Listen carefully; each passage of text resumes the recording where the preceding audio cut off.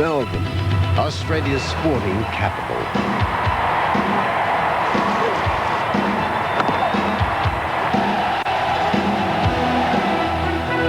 Melbourne, heart of the spring racing carnival.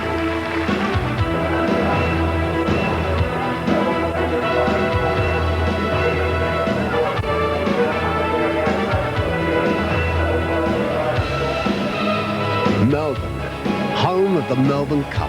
Away in racing, the crowd roars enormously, grooming one of the first horses to jump away with Sunshine Sally and Just a Dancer. Here comes Let's Alape on the outside. Shiva's Revenge is bullocking his way through the pack and then moves. 400 metres left to go, Ivory Way in front, being joined by the stablemates Rashik and El Mehev. Down the outside, Let's Alape, here superimposed, followed by Castletown, Shiva's Revenge. Let's Alape hit the front of the cup, 300 metres to run. Ivory Way battling back, then superimposed and Shiva's Revenge late, but Let's Alape was burst away and the Foster's Melbourne Cup belongs to the mare. Let's Alape bolts the cup in, wins by 3 lengths, and it's a Cummings Quinella. Shiva's Revenge.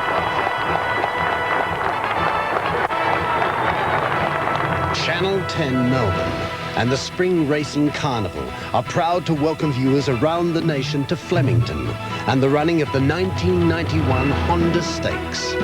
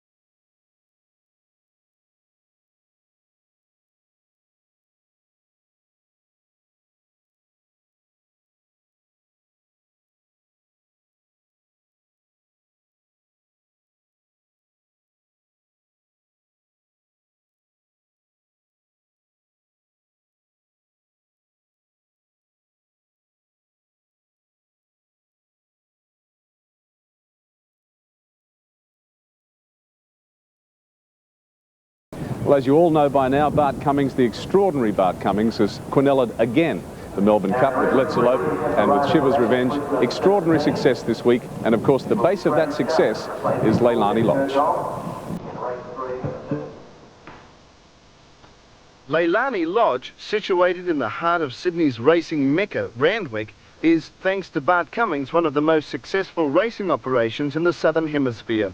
It's here the Cup's King, as he is known, has produced winners of almost every feature race in Australia, including 8 Melbourne Cups, hence the nickname. The lodge itself was named after perhaps one of his finest equine products, the mighty mare Leilani, who amongst many feature race wins was victorious in the 1974 Caulfield Cup. Bart's introduction to racing came early. His father Jim was a successful trainer in the 40s and 50s. Jim himself laid down the foundations for his son, giving him a taste of Melbourne Cup glory in 1950. The race was won by the Jim Cummings trained Comic Court and strapped by a young Bart.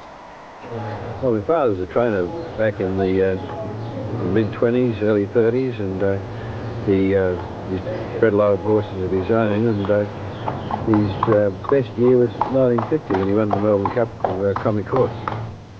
Bart was inspired by his father's work with horses.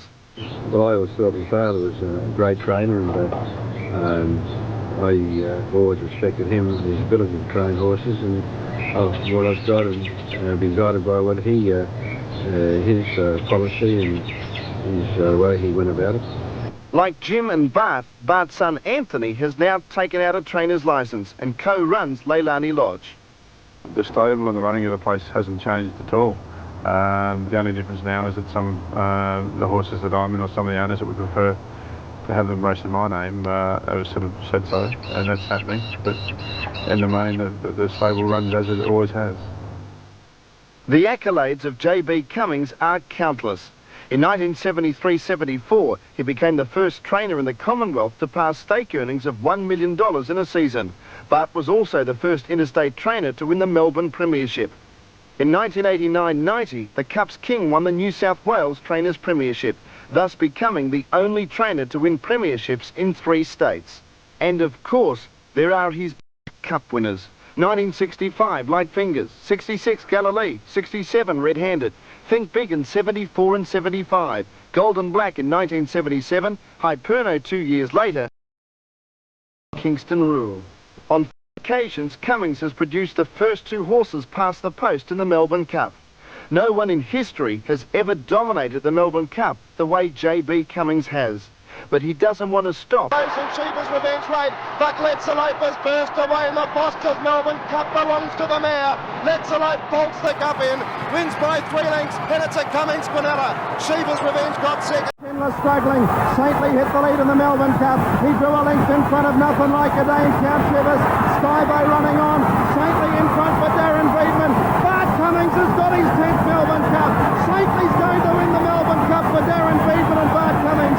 And second coming, Central Park, Rogan Josh. Down on the inside was the Warrior. It's Central Park and Rogan Josh. Rogan Josh, the outside. Bart's got his 11th Cup.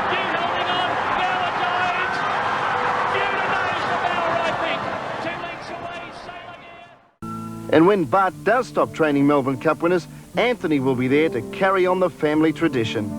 Well, he's got the world ahead of him. I'm sure he could if he gets the right horses.